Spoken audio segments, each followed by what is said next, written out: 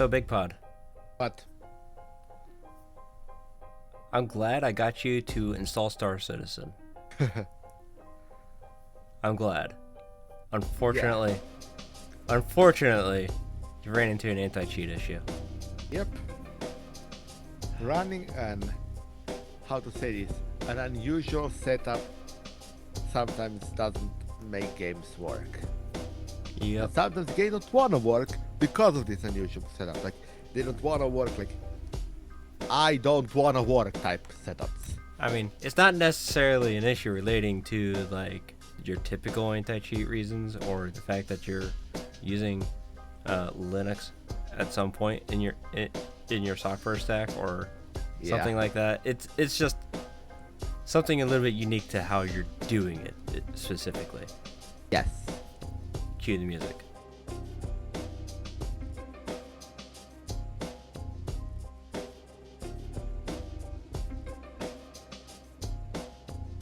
Hey guys, welcome to No Tux Allowed.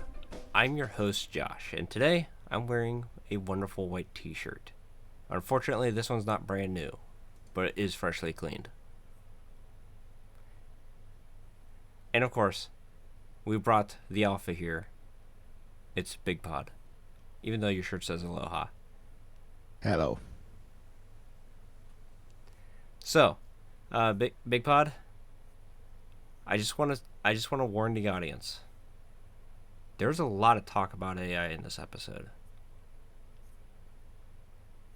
Some of it, yes, some of it is dystopia. Some of it's not. And some of it is what the fuck. Yeah. So, if you're not interested in listening to this episode, that's your warning. In the meantime, though, we got to talk about GitHub. So, Bigpod, Okay. GitHub decided that they're going to do something about an issue. What issue? Well, it turns out that they have this tool called Dependabot. Very useful tool. What Dependabot does is, it makes a pull request every time there's like a dependency update for like your software, right? Yeah. Just bump like a version number or something like that, and like your JavaScript that pulls in your JavaScript tool that pulls in like 700 libraries. That's a lot to track by yourself. So Dependabot kind of just does that for you. Yep. Now, we've talked a couple of times about some of the JavaScript vulnerabilities, especially through like npm, and I'm certain that quite a bit of our audience has heard about all kinds of wonderful issues through JavaScript stuff and npm. Not necessarily just npm, but like other places as well. So, what exactly did GitHub do? So they added a believe 3-day cooldown. Huh. Oh, okay. I mean, that's pretty reasonable, actually. So, So why would they do that, Josh? well, in the wonderful world that we live in nowadays, with like all these wonderful issue scanning utilities, not necessarily AI, but just like the utilities in general, it turns out that they find stuff really fast. Yeah. Yeah, I mean, GitHub did a study, right? Every time that an exploit or something is put into it, I mean, well, not like every single time, but a vast majority of times, every time that there's been an exploit injected into a software stack somewhere, is typically found in the first 72 hours. Yeah. So, they said that, hey, we're going to add this feature to Dependabot so that every time there's a release published for your program and your CI/CD system does its thing and generates the binary that everybody can download and install, Dependabot will then wait a period of 3 days by default before it even does anything else. Mostly, give people time to like have some sanity. And the reason that is really important is to guard against these so-called Shaya Halud attacks. So remember, those have died down a bit, but remember when we were talking about just couple of episodes ago about attacks that were attacking npm libraries to steal keys, that were like literally went after a set of libraries that injected the malware into them and that exfiltrated, for example, your OpenAI keys. Well, Yeah. this is one of the ways to protect against those kind of attacks, because even if malware is injected into some library, well, most attacks do tend to get caught in 72 hours, whether or not you have a large amount of updates or a large amount of downloads. So it makes sense to allow a bit of period between you detect the new version and when you update to the new version of the library. Now, if for some reason you don't like this and you want your updates as soon as you can get them, you can tell Dependabot just to not worry about it. They literally just have an option for it in the configuration file. You can also extend the timeline if you so choose. But of course, then if you extend it for so long, then we have to ask the question of why are you using Dependabot to begin with. So yeah, make sure you have an answer for that if we ever have to ask you that. In the meantime, Bigpod, it's time to begin the AI talks, because that's what the rest of this episode is going to be about. Oh God. Yeah, it turns out that people are actually using Google's AI. Really? Yeah, it turns out that people actually are. So specifically, there was a study done by a group that let's see, Similar Web. Well, not necessarily a study, but like an analysis done, where they just did like a bunch of Google searches just to see what pops up with like the AI overview. And they're also using like Google stat tracking as well, where they just check to see how many people actually make use of Google's AI mode, which has been available for a while. It's just not necessarily the default yet, but they were able to track that AI mode itself had 126 million users in June 2025. And it more than doubled to 279 by May 2026. Wow. This was before they announced that it was going to become the default. But I'd say a greater than 100% growth is pretty clear indicator that people are actually making use of this stuff. Probably because it's free. Yeah. Probably because it's free and because it's there.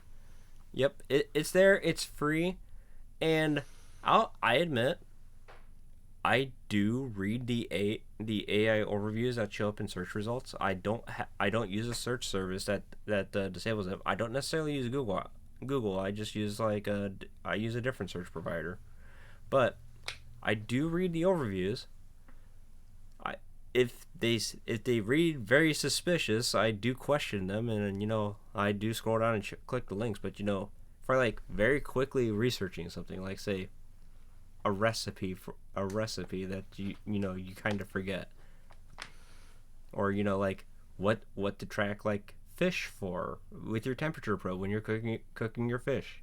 That way you almost did it right, because I don't cook fish very often, so I didn't know. That's why. Yeah, so I do make use of the AI overviews, so I guess I'm not helping these website publishers, mostly because I don't know about you, Bigpod, but looking up food cooking instructions on the internet is a disaster. Yeah, it is. Quite specifically, a disaster. There's a few of them that aren't bad, but only a few.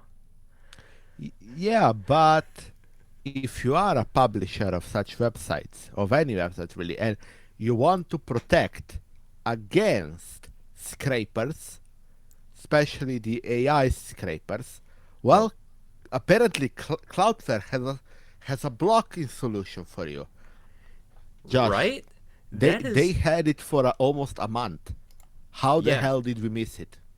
I don't know. Because our articles on TechCrunch, which I pull in the RSS feed for, I legitimately Yes. don't know how I missed this. Because, we would have talked about this, right? Yeah. Because, so, Cloudflare, wonderful company. They totally don't dominate the internet at this point. They totally don't. We swear. Sometimes they do bad things. Sometimes they do very questionable things. But I think this is ultimately a good thing. With a catch. So, obviously, Cloudflare did come out with this tool. I don't actually know what it's called. Let's see here. Yeah, I don't know what it's called. But uh, It's Cloud. probably part of their a larger suite of tools that you put in front of your website on their when things go through their servers. Yeah, quite possibly. Like, it could even require your services sitting behind like the Cloudflare proxy. Yeah. Who knows? But the company wrote on the official blog, customers don't want AI bots visiting the websites, and especially those that do so dishonestly. Like a future website that we're going to be talking about. But I don't know if they use Cloudflare. They might want to consider it. But we've talked about how like websites are seeing like vast amounts of traffic that's just like heavily hitting like their web servers and such, where it's just like these AI training models that are just coming in and training on the data available on the website, which does come at a very real tax on the usability of the service for everybody else. So this is a solution. Oh, it's literally just in the secure in the you go to the settings, security, bots, and there is a button block bots from scraping your content for AI applications like model training. Oh, okay. Well, And they even have a bot fight mode. Challenge requests that match patterns of known bots before they access your site. This yeah, feature includes JavaScript detections. I have seen that one before. So they have multiple solutions for like combating these AI models, and it doesn't look like it's behind a proxy. So you and I could probably make use of it. Yeah, We'll have to have a talk about that. But yeah. uh, now let's talk about the catch that I mentioned, right? And it directly links to our previous article. Because if you're blocking the web crawler traffic, you're not getting your website is not getting indexed by these AI services, Yeah, which means it could be affecting how people are searching for things on the internet. Because let's be honest, Bigpod, you've been messing around with AI models lately. yeah. How often have you gone to just the AI model to just get uh, do like a typical internet search? Very Just go in. rarely. Yeah, but just like go in and just like I'm trying to remember this thing, but what was it? And just like give it a brief description, and it comes back and tells you.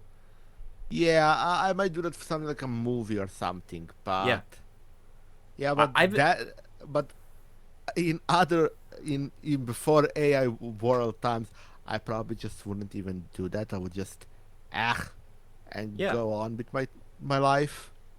I'll remember it later.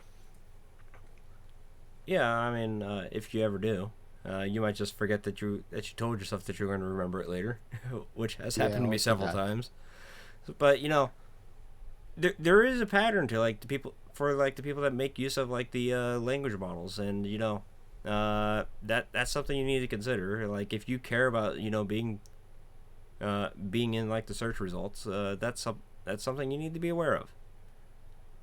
But of course, we need to talk about AI dystopia, and this is a bit more of a positive development because OpenAI CEO Sam Altman came out and said it may be time to practice a little bit of patience with AI development.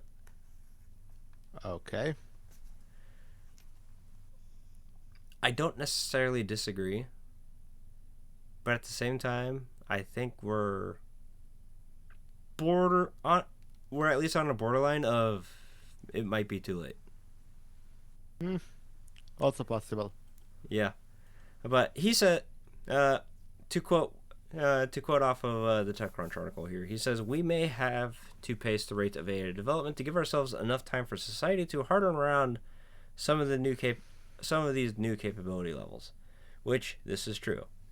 Trying to figure out how we do how we do that in a way that does not feel like a regulatory capture for anyone and also does not feel like a collusion among frontier labs. Yeah. Yeah, but also another problem is that we need to at the same time still keep pace with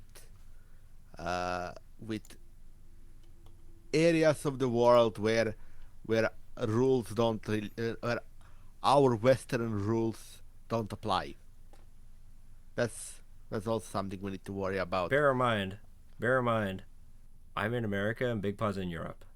Yes. So when he's talking, we're talking about like those Eastern models. Yes. Which, even more easy than me. yeah, like the ones situation. that like to the ones that like to seek a little deeply, Yeah. and so on. So And have a lot of case in them. yep. So, uh, it might just be too late. It might just be because we're basically the AI industry is kind of like an arms race against itself. If you've noticed, because it seems like every single week or like sometimes every other day there's a new model that comes out that does a thing slightly better than the previous one.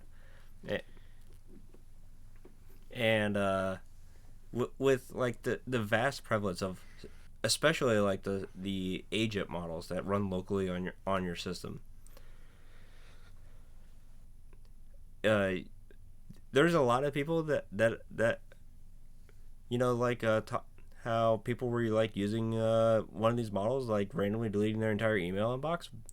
Maybe there's other people that just have these agents sitting idle on a computer, and one of these days they're going to ask the agent to do something, and it might just flip us.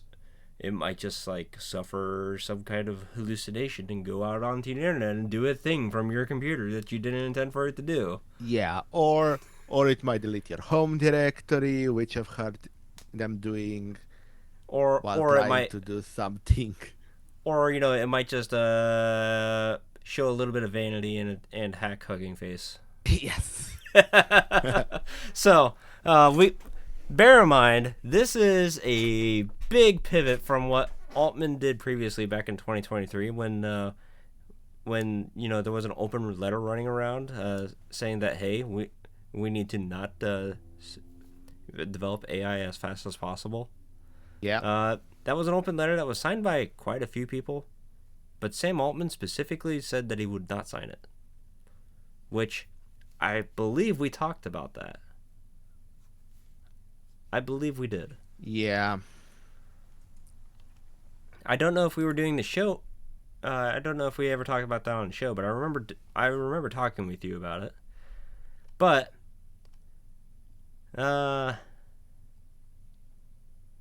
it is a question worth considering, though. Yeah. Well, the problem is that a lot of times these AI models have capabilities that we are not prepared for. That is true. That's about it. Like it's an arms race between us and AI, and yeah, AI will hit the upper limits of the capability. At which point we will need to think of something else, and that's the point where we need to be as quickly next to it or even better as possible. I mean, we talked about this last week too. It's just like Yeah, that's going. We warned that's probably going to happen again. yeah, We don't know what model is going to do what to what other model, but it turned into two AIs fighting each other, and one of them won. and the most funny thing is it was doing within the parameters of the exercise that it was set to do, just It's in just a different way than they wanted it to do it. Like that's the well, problem. it It did it is a so logic well. machine. Yeah, it did it so well that it took a path that they never expected it to take. Yeah. So, uh, gotta keep that in mind. In the meantime, though, there is another solution. The Really? Codeberg solution. Oh, the Codeberg solution. Yes. Yep. So, Codeberg, in the event you didn't know, is a group. A GitHub alternative. Yeah, it's a GitHub alternative, codeberg.org. And they've totally not been political in the past. Definitely not. I say that with sincere sarcasm. Just saying. But Yeah. they took a vote 6 days ago, and their members voted to just outright ban all vibe coded projects from the platform. They also did a secondary vote to ban cryptocurrencies, but vibe coding is a little bit more popular on there. So, Bigpod, how exactly did this vote go down? Apparently, the vote was pretty well. I'm not gonna say unanimous because there was some dissent among among the 50%, about 50% that voted voted, but there was about, I think, like like at least 75% or like 60% agreement. Yeah, 358 agreements to 144 disagreements with 14 members that abstained. Yeah. So, that's pretty lopsided. Now, bear in mind, to be a member of Codeberg, you basically just have to pay a monthly subscription. Yes. So, anybody and anybody can sign up and be a member of Codeberg. And, Yeah. take part in these votes to, like, steer the platform as to what it's doing. Yep. And we all know how popular just AI is in general. With AI generated anything it in general is with the lesser informed populace. Not to say that those people are idiots, but when they hear about AI generation, they're thinking about like AI generating music, AI generated images that all just look horrible and stupid. Because they just actively don't engage with like these AI tools, and they don't see how far they've come compared to like what you and I have. Yeah. But what were the reasons, Josh, for banning vibe coded projects? Well, they have a forum post about this where the members were actively discussing it with each other. But I'm not a paying member, so I can't expose that for you.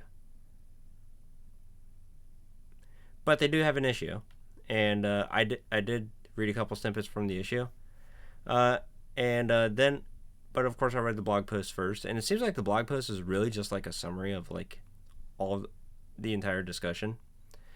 They have quite a few reasonings, but they all basically come down to the same thing.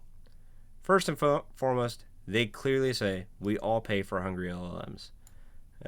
So like when the LLMs come and they're training, they're hitting like these external websites super hard.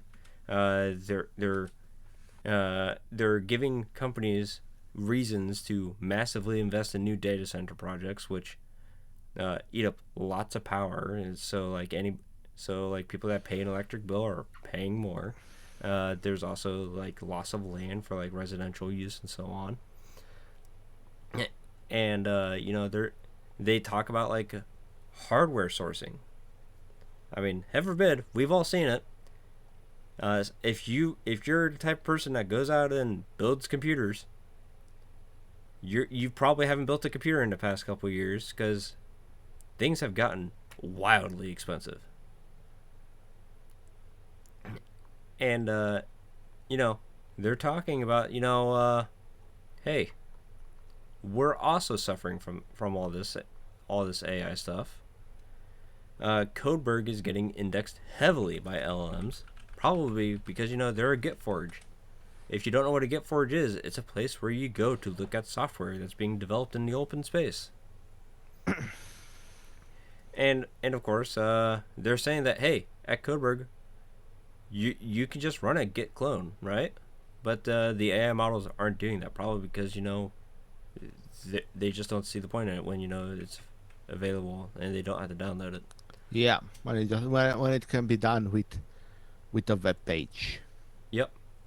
Now, when you as a single user just go look at a web page, it's not a huge amount of traffic, but these AI models are going in, they're looking at every single page at once, basically, and they want the pages really, really fast.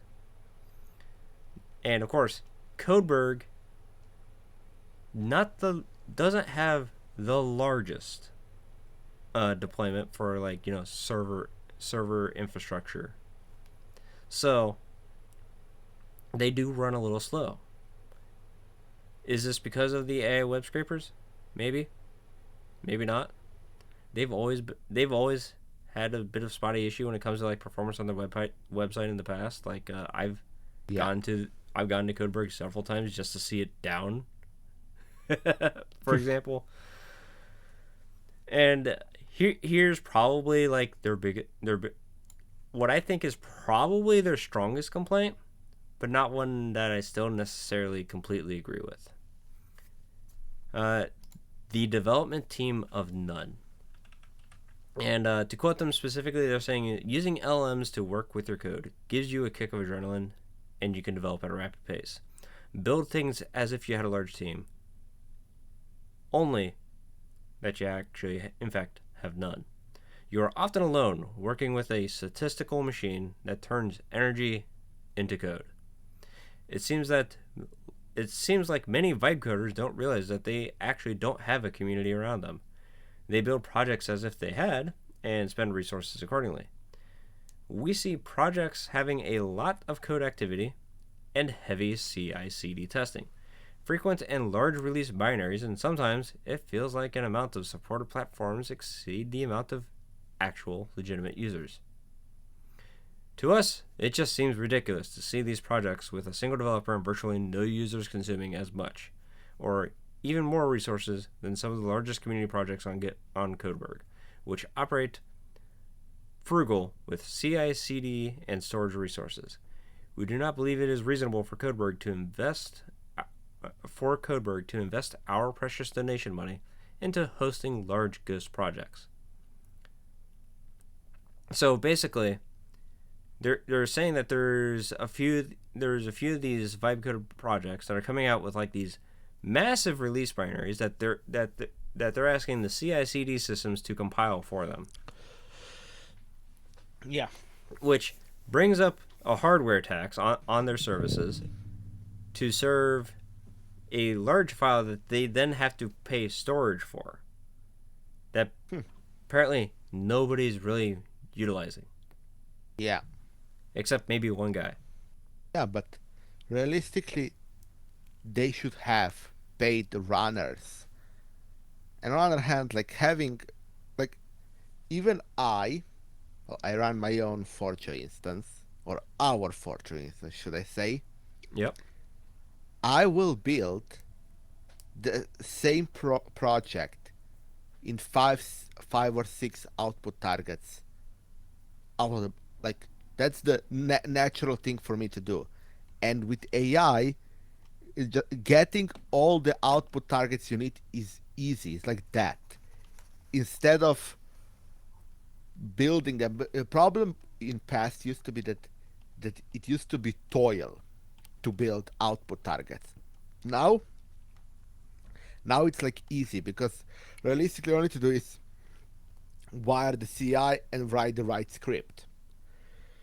CI can do that, and AI can write that for you.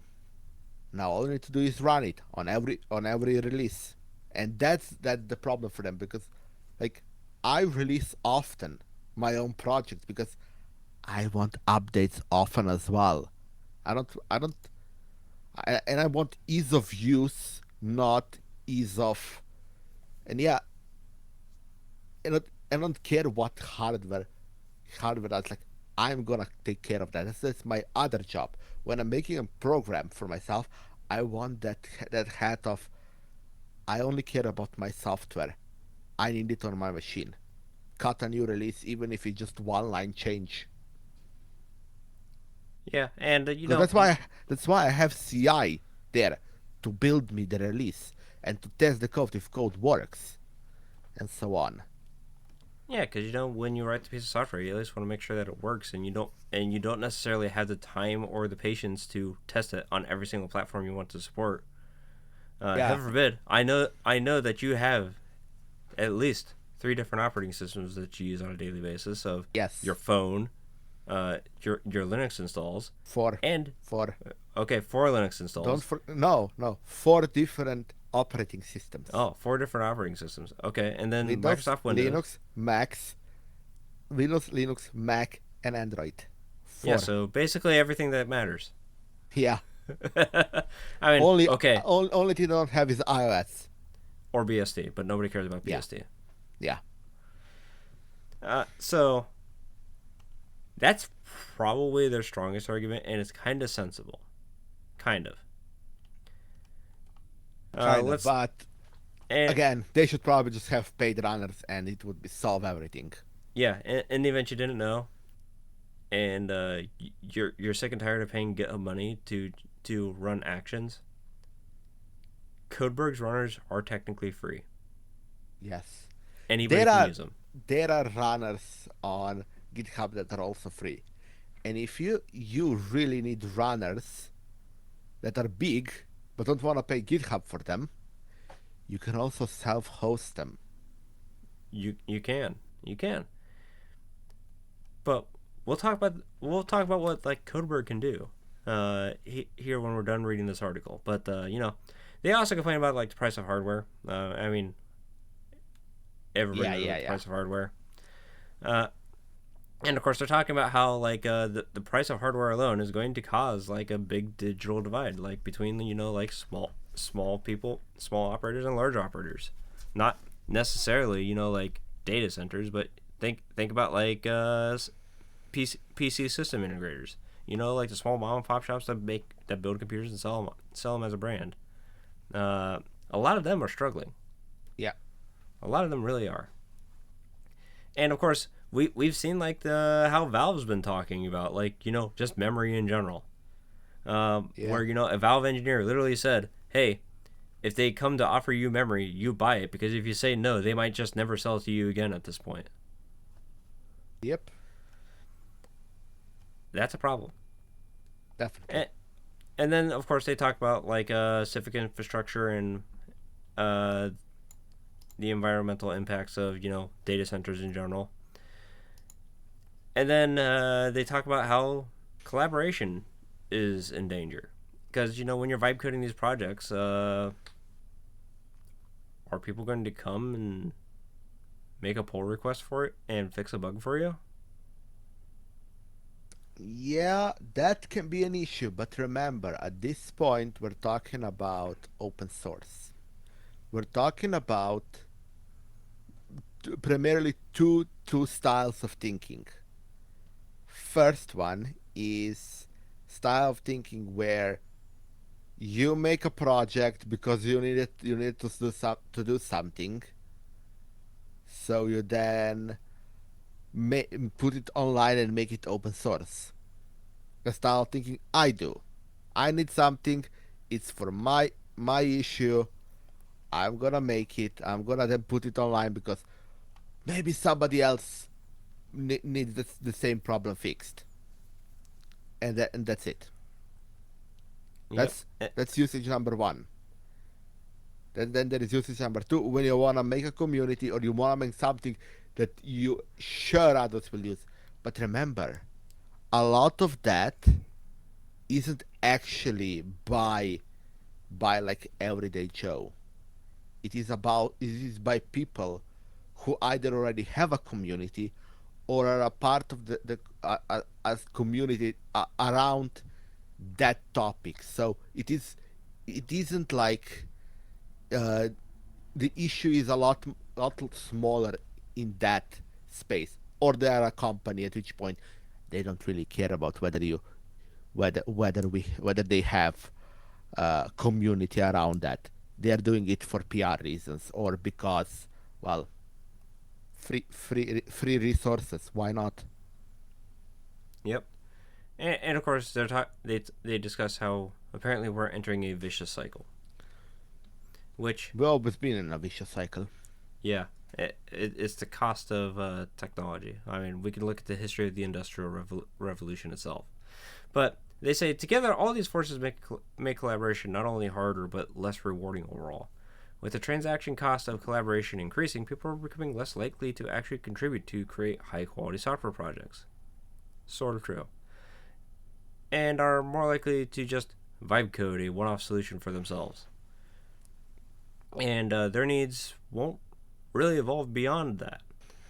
And they're afraid that they're entering a vicious cycle where it's just getting worse. And of course,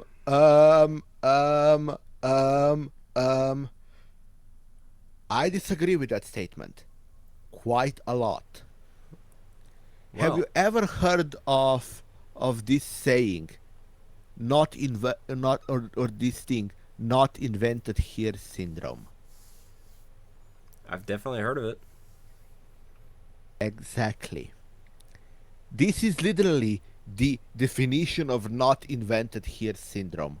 The idea that somebody will create a one-off solution for their problem instead of going to look for a already existing solution, or more exactly, they may look for an existing solution, but then decide to make their own, not because they couldn't use that solution, it may actually be better, but because they want to make their own. It's been happening since, well, the existence of the programming as a thing.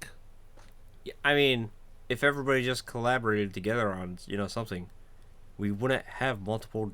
You probably wouldn't have so many different choices of operating systems, Bigpod. You also wouldn't have more than 1,000 Linux distributions. No, we'd all just be using Unix Fedora. because that was no, we'd all just be using Unix because AT&T would have won their court case. Yeah, maybe. But they talk more. They talk more, and of course they make references about Libre software and so on, and how Codeberg is all about the free and open source software movement. And then we get to the things that actually matter now that we got the fluff out of the way. The updates to the terms of use. They don't really have the official wording in place, but they do have some early and informal guidelines. Basically, if your project they list it out very specifically, and if your project fits into these cases, you're probably fine. So, projects who happen to have an active community that cares about maintaining the software, so people submitting patches and stuff. Or projects with a pre-significant history without using LLMs. Or maintainers who just accidentally accepted pull requests with LLM-generated contributions. However, they say that technically there will probably be some projects that are in violation of our terms of use, but we're not going to take the time to actively scan Codeberg. Yeah. And if your project is just a side project and an experiment with very little resource usage, you're probably okay.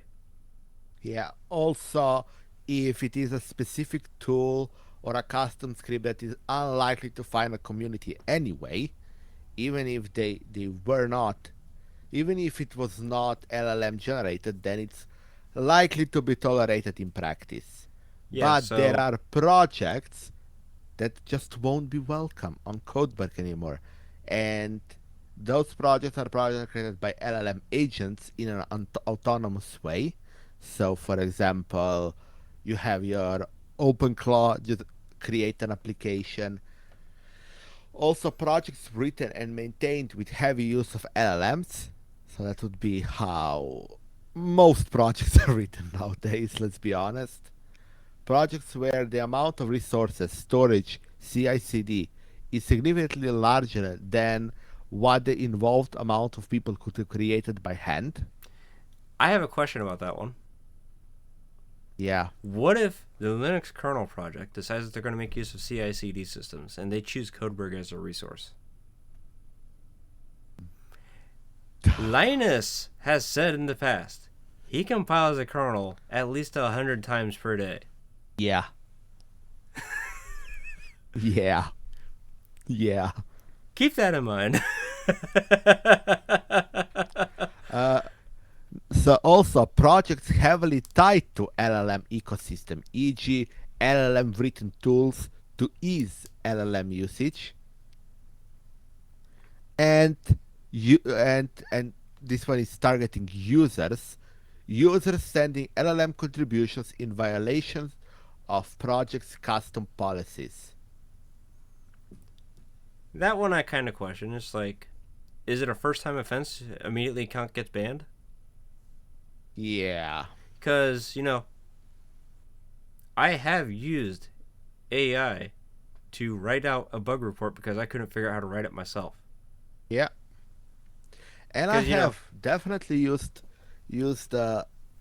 AI to build like a draft sort of PR that was then accepted as totally working. Yeah. That said, I didn't, just blindly submit my bug report to a project. I took the time to make sure to investigate like what it was talking about. So I did the proper things, not that everybody else would. Bear in mind, Well, I was dealing it with. was my PR, and I was Yeah. my issue as well as my PR, and I was like very clearly, this is just a LLM created representation of what is probably the correct change.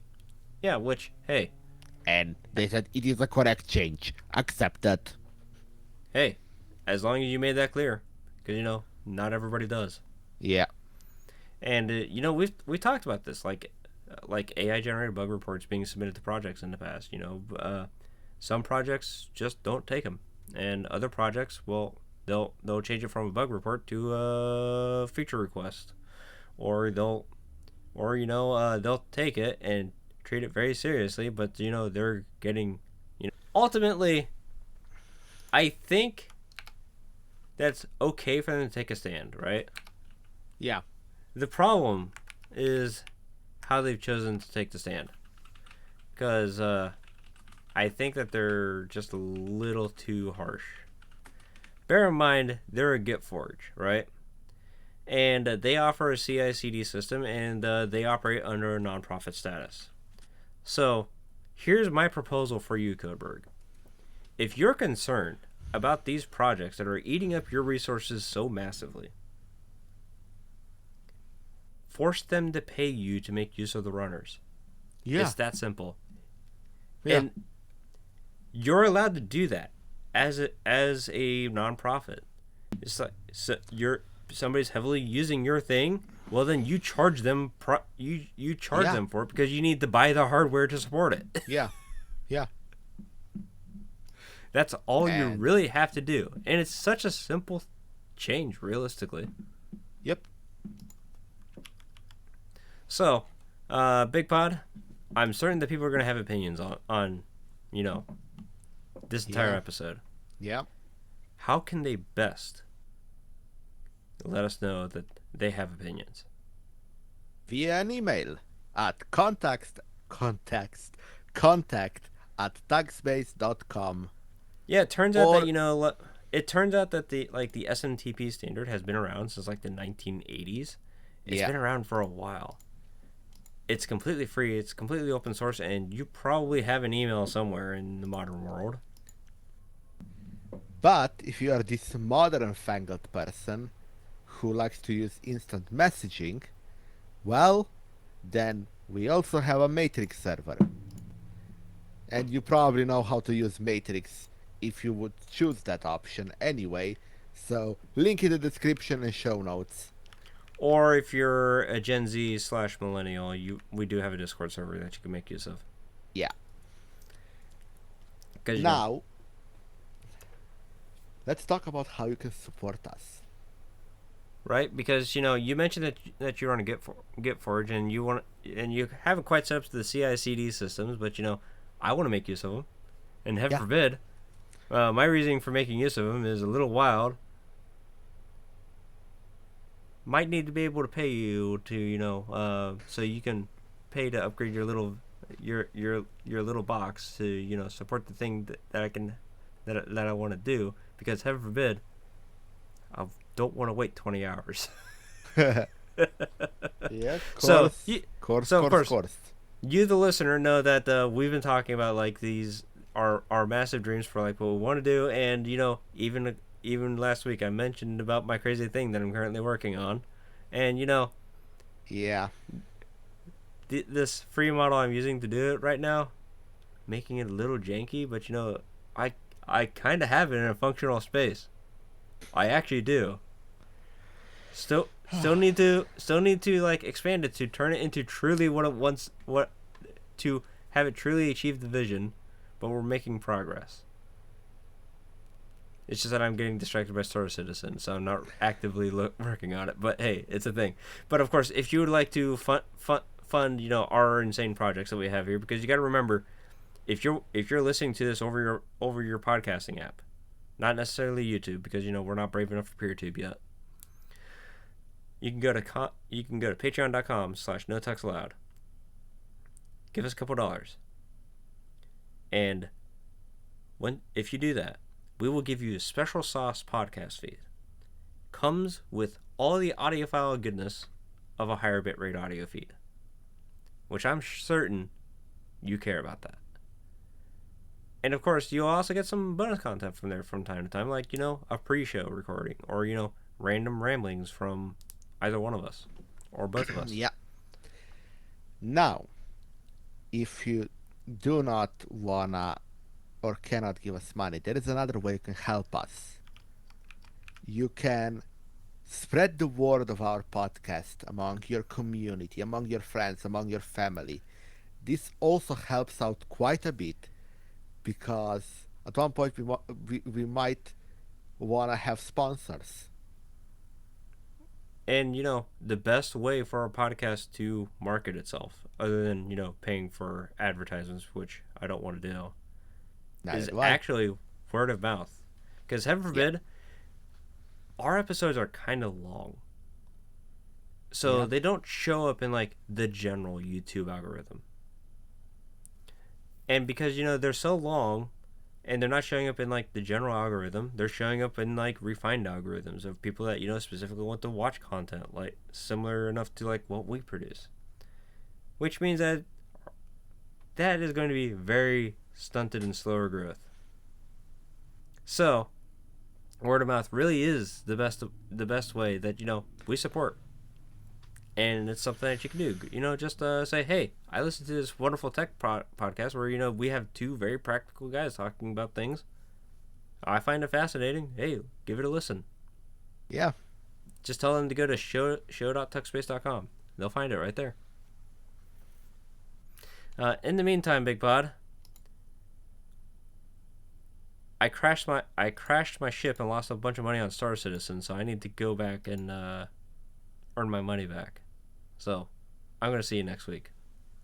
Goodbye. Goodbye.